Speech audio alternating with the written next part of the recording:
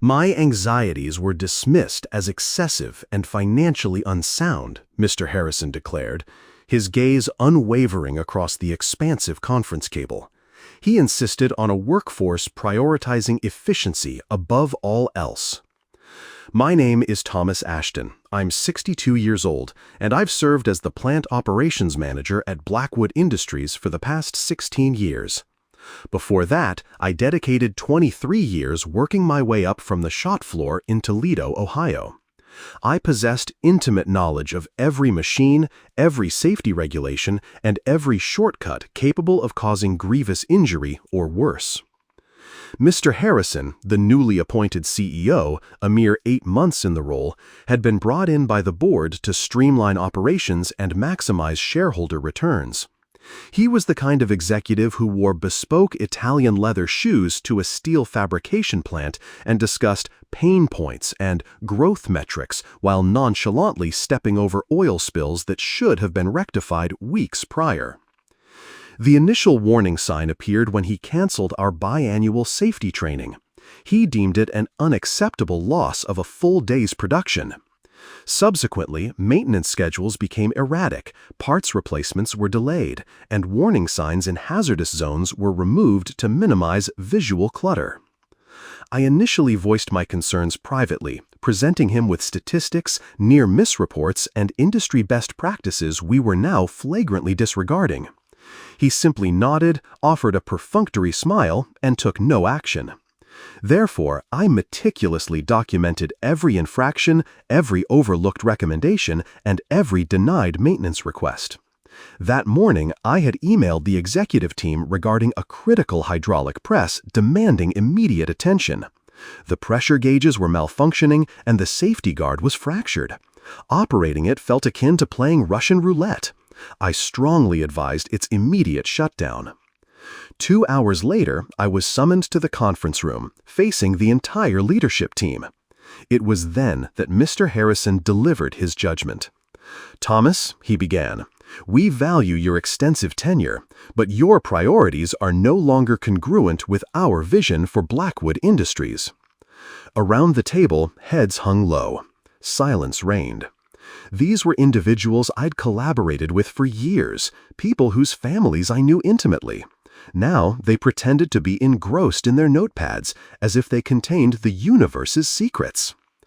"You'll receive a severance package equivalent to 3 months' salary," Mr. Harrison continued. "Human Resources will oversee the termination procedure." I remained composed, refraining from any argument or raised voice. I simply nodded once and rose to my feet. As I approached the exit, Vanessa from accounting briefly met my gaze. I detected a blend of apprehension and respect in her eyes. She understood the ethical transgression. They all did. But I possessed knowledge Mr. Harrison lacked. My documentation wasn't confined to company emails susceptible to deletion. I held comprehensive, detailed copies prepared for submission to individuals who would genuinely care.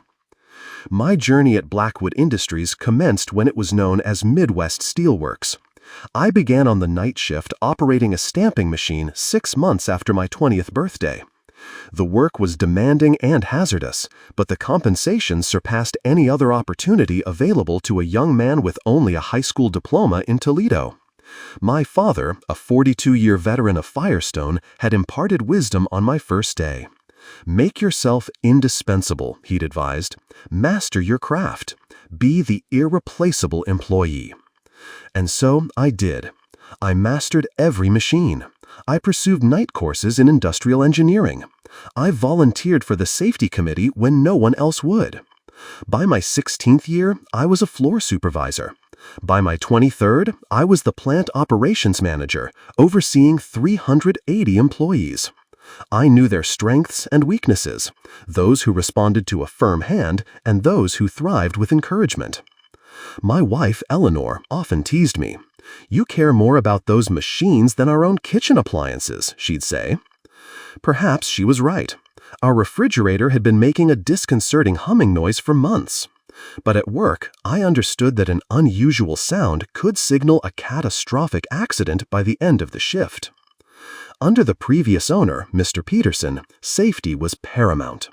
"Production quotas are meaningless if someone doesn't return home to their loved ones," he used to say. The safety record was prominently displayed monthly, and bonuses were directly tied to maintaining low accident rates.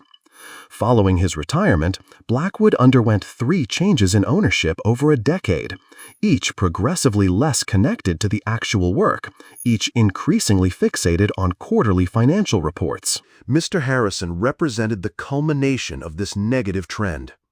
During our first meeting, he inquired about the feasibility of doubling production. I explained the need for additional staffing and potentially adding a second shift. He frowned, as if I'd insulted him. "What about simply increasing machine operation intensity?" he asked. Alarm bells immediately sounded. I tried, God knows I tried, to make him comprehend the realities of the factory floor. For months, I witnessed the accumulation of detrimental changes. Maintenance intervals were extended. Safety equipment became optional. Experienced employees who expressed concerns were the first to be laid off when Mr. Harrison initiated his efficiency reductions. I vividly recalled Thomas Miller, a 27-year veteran, encountering me in the parking lot the day after his dismissal. "You're the only one left who remembers how things should be, Thomas," he'd said. "Don't let them transform that place into a death trap." I pledged to him that I wouldn't. Now I was clearing out my desk, that promise still reverberating in my ears. Human Resources allowed me 30 minutes to gather my belongings. Cheryl from HR stood awkwardly by the doorway while I emptied my desk. We had worked together for 13 years. Now she couldn't meet my gaze. "I require your keys and badge," she finally said, "and you'll need to sign these." She slid the termination documents across the desk. I signed without reading them. What was the point? My career at Blackwood was concluded regardless. As I packed my personal effects, a coffee mug crafted by my daughter in high school, a few family photographs, Terry Evans from maintenance appeared in the doorway. Cheryl stepped aside to give us some privacy. "This is unjust, Thomas," Terry whispered. "Everyone is aware of it." I simply nodded, maintaining a low tone. "How's that hydraulic press performing?" "Jason is operating it now. The lad's been here for 9 months, Thomas. 9 months." Terry shook his head. "Mr. Harrison instructed us to achieve production targets at all costs." My stomach clenched. Jason was a promising young man, overly eager to please. Too eager.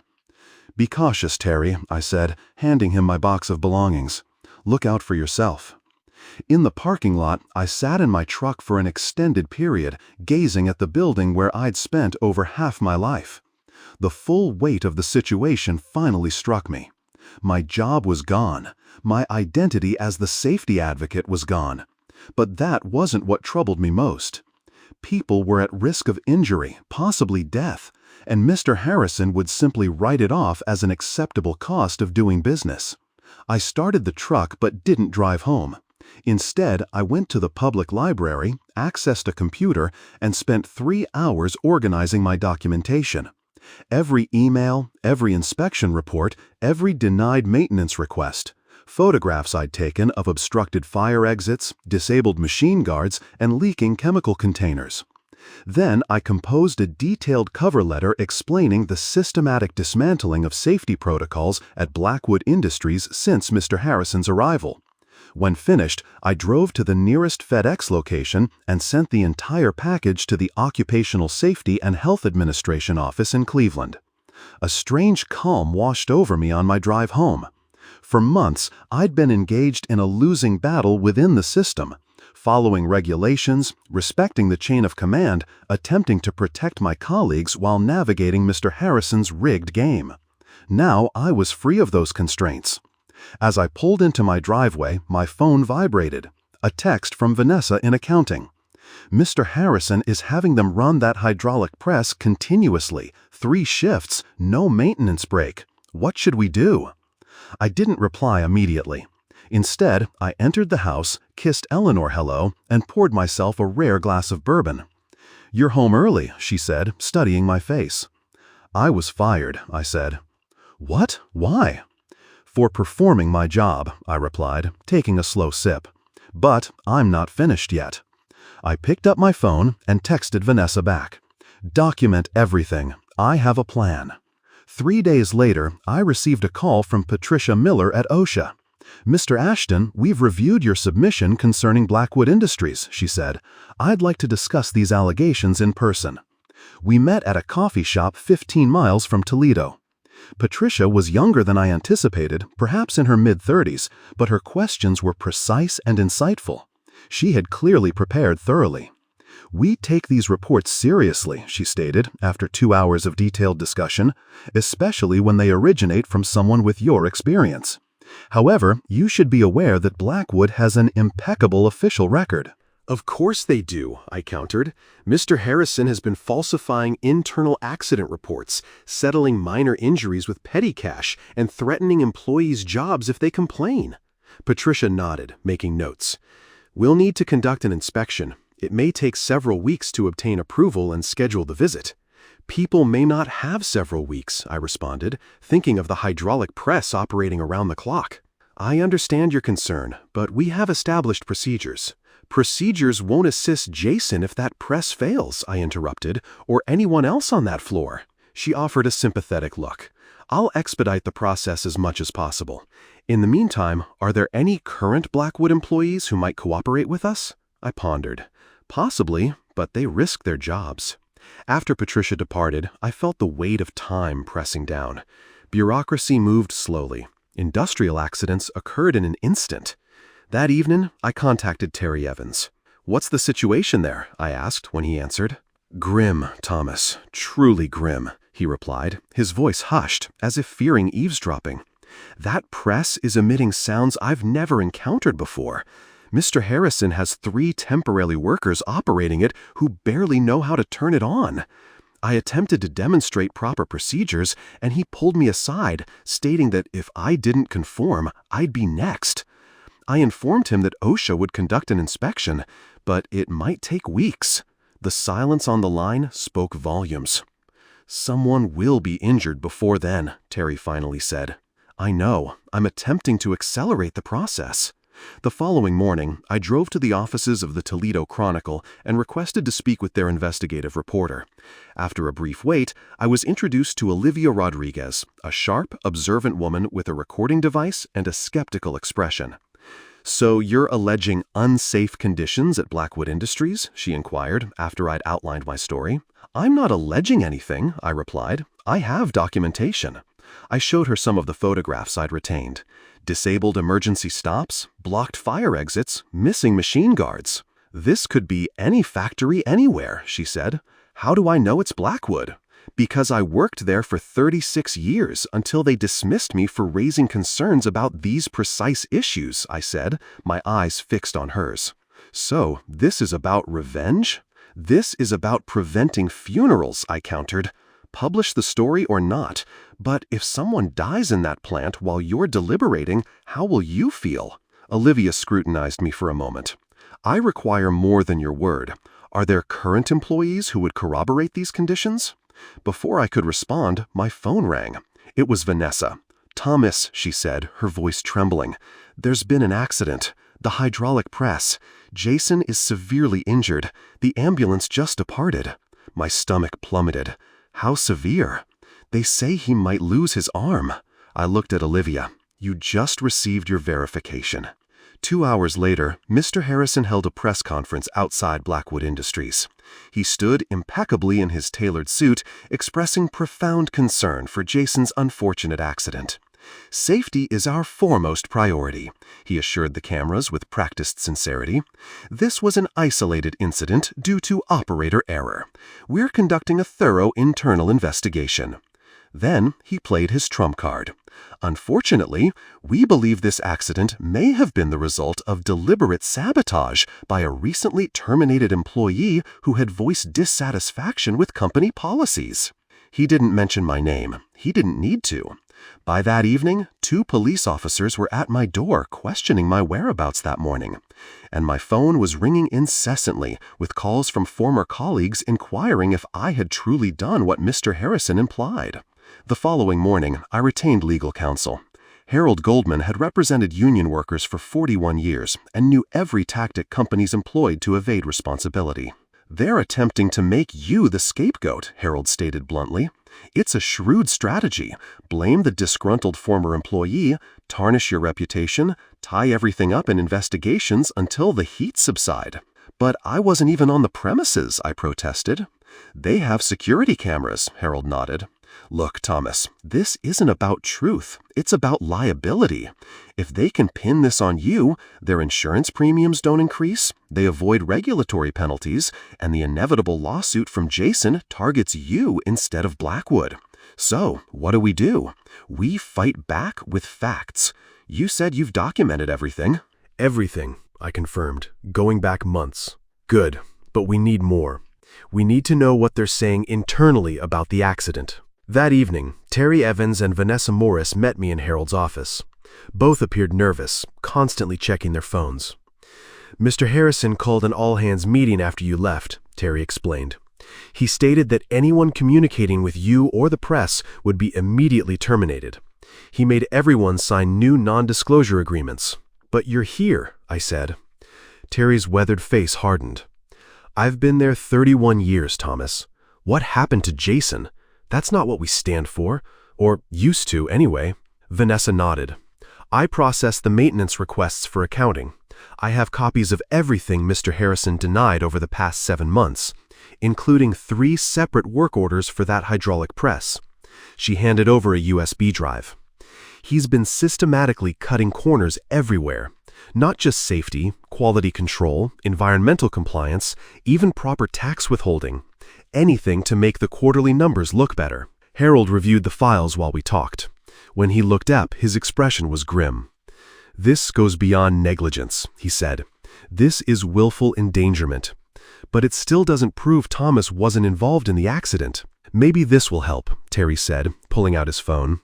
He played a recording of the safety training, or rather the lack thereof, that Mr. Harrison provided the temporary workers before assigning them to the press. The recording was brief.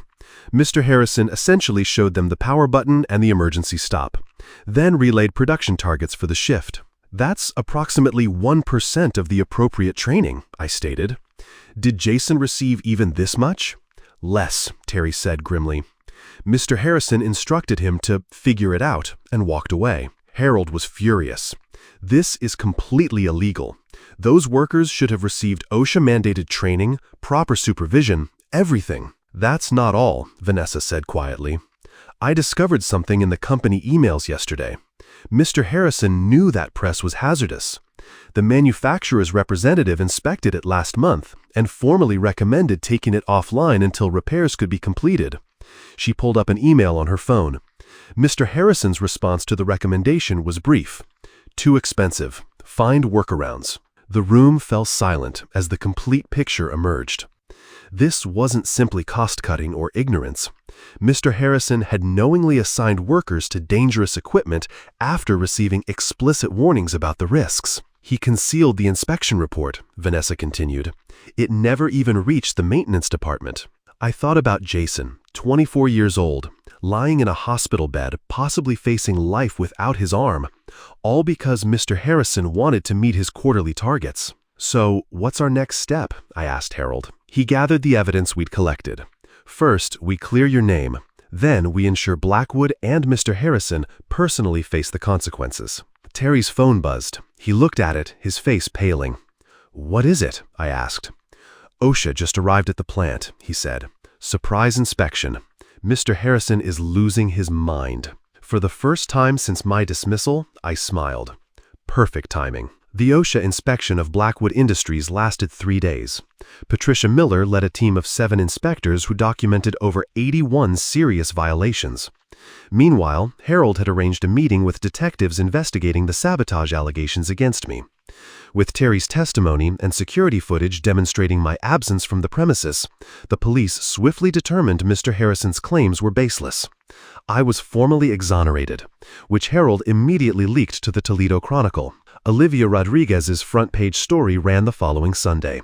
As the vindicated whistleblower, the former manager warned of dangers before a horrific industrial accident.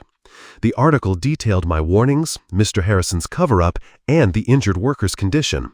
Jason had survived, but lost his arm below the elbow. The story ignited public outrage, particularly among families with connections to Blackwood. The company had been a part of Toledo for generations, and now it was accurately depicted as a death trap run by a profit-obsessed outsider. Mr. Harrison attempted damage control with another press conference. But this time, reporters arrived armed with specific questions about the ignored manufacturer's warnings and falsified safety records. "These allegations are entirely unfounded," Mr. Harrison insisted, his composure wavering. "Frank Delaney has a personal vendetta against this company." What Mr. Harrison didn't know was that Harold had arranged for Jason to watch the press conference from his hospital room, and that Jason had agreed to an exclusive interview immediately afterward. Seeing Mr. Harrison dismiss the accident that had cost him his arm was the final straw for Jason. On camera, with his bandaged limb clearly visible, he detailed the lack of training, the pressure to meet impossible quotas, and how management ignored warnings about the dangerous press. "Thomas Ashton tried to shut that machine down," Jason told the interviewer. "If they'd listened to him, I'd still have my arm." The interview was devastating. By evening, Blackwood's board of directors called an emergency meeting. The next morning, 2 events transpired. Mr. Harrison was placed on administrative leave pending investigation, and I received a call from Gregory Peterson, son of the former owner. "Thomas, this is Gregory Peterson. I need your help." I hadn't spoken to Greg in years. After his father's retirement, Greg had relocated to Chicago to pursue other business interests, selling his stake in the company. "The board asked me to step in temporarily," he explained. "The place is a disaster. OSHA has shut down half the production lines. We have lawsuits pending, and morale is completely shattered." "Sounds like you have your hands full," I said, uncertain why he was calling me. "I need someone who knows the operation inside out, someone the workers trust." He paused. "I want you to return, Thomas, as acting plant manager." I hadn't anticipated this. "You know I'm the one who sent the evidence to OSHA, right?" "Of course. That's precisely why I want you. You prioritize people's safety above all else, just like my father taught us." I considered it. Returning would be unusual. Some would resent me for the disruption, the lost production, perhaps even lost bonuses. But there would also be an opportunity to rebuild what had been broken. "I'll do it on 2 conditions," I said finally. "First, every single safety issue is rectified before we resume production. No exceptions." "Agreed," Greg said immediately. "And second, Jason receives full compensation, optimal medical care, full salary during recovery, and a guaranteed job upon his readiness to return if he desires it." There was a moment of silence. "Done. When can you begin?" 3 days later, I walked back through the front doors of Blackwood Industries. The production floor was quiet, machines dormant during the safety overhaul. Terry Evans greeted me with a clipboard of repair orders and a grin. "Never thought I'd see you back here," he said as we walked the floor. "Makes 2 of us." We stopped at the hydraulic press that had injured Jason. It was cordoned off with yellow tape, awaiting factory representatives to either repair or replace it. "It will take time to repair everything Mr. Harrison broke," Terry said. I nodded, surveying the quiet machines and the workers reinstalling guards and safety equipment. "Then we'd better get started." 6 weeks later, Gregory Peterson called a company-wide meeting in the main production area. All 380 employees gathered around a temporary stage, an unusual blend of tension and hope palpable in the air. I stood to the side, watching Greg approach the microphone. Behind him sat the reconstituted board of directors, now including 2 retired floor workers and a safety compliance officer. "Many of you have been with Blackwood longer than I have," Greg began. "You remember when this company stood for something beyond mere quarterly profits. Today, we begin to restore that legacy. He announced a complete restructuring of the company, new safety protocols, increased maintenance budgets, a bonus system tied to both production goals and safety metrics, and a worker representation committee with genuine authority. Then Greg paused, his expression hardening. "Regarding the recent leadership that betrayed your trust, I have an update. This morning, the board voted unanimously to terminate Mr. Harrison for cause. Additionally, based on evidence of willful negligence, we are cooperating fully with the district attorney's office as they pursue criminal charges." A murmur ran through the crowd. "One final announcement," Greg said. "From now on, Blackwood Industries will have a new position, Director of Operational Safety and Compliance. This person will have ultimate authority over any decision affecting worker safety, reporting directly to the board." Greg gestured toward me. "Thomas Ashton has agreed to accept this position, effective immediately." The silence erupted into applause. Not polite corporate applause, but the genuine appreciation of working people who understood what had been at stake. As I stepped forward, I caught sight of Jason Parker at the back of the room. His left sleeve was pinned up, but he was smiling. He gave me a nod, one that conveyed both forgiveness and gratitude. I nodded back, then turned to address my colleagues. 3 months after my return to Blackwood, I drove to the county courthouse for Mr. Harrison's arraignment. He faced multiple charges, including criminal negligence resulting in serious bodily injury. I didn't need to be there. The case would proceed with or without my presence, but something within me compelled me to witness it to the end. Mr. Harrison appeared smaller somehow in his expensive suit standing before the judge. When he turned and saw me in the gallery, his face flushed with anger. I simply watched impassively as he pleaded not guilty and was released on bail. Outside the courthouse, Mr. Harrison approached me in the parking lot. "Happy now, Thomas," he demanded. "You've destroyed my career over one accident." "It wasn't just one accident," I replied calmly. "It was a catastrophe waiting to happen. You knew the risks and prioritized profit anyway." "That's business," he said dismissively.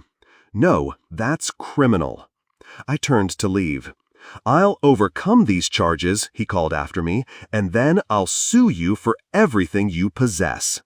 I didn't bother responding. Some men never learn. The following weekend, I visited Jason at his apartment. He was adapting to his prosthetic arm, determined to return to work after completing physical therapy. We sat on his balcony drinking iced tea. "I've been meaning to ask you something," Jason said.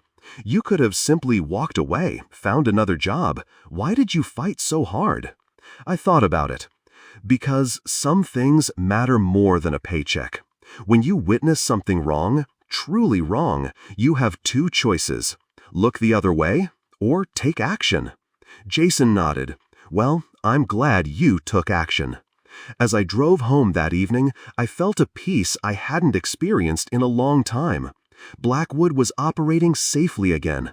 Production numbers were actually up due to improved maintenance and morale, and I was engaged in work that held true meaning. Sometimes standing your ground requires initially walking away, but that doesn't mean you're finished.